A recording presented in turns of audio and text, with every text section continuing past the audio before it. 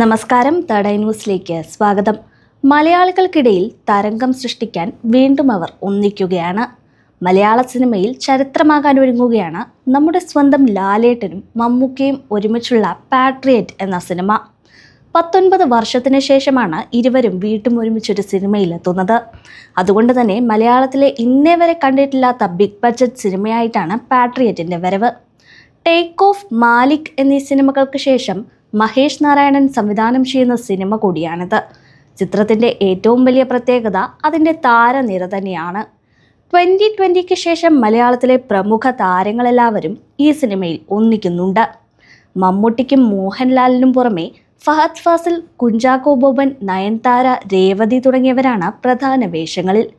ഇതുകൂടാതെ മലയാളത്തിൽ തന്നെ ഏറ്റവും അധികം രാജ്യങ്ങളിൽ ചിത്രീകരിച്ച സിനിമ എന്ന ബഹുമതിയും പാട്രിയറ്റിന് സ്വന്തം.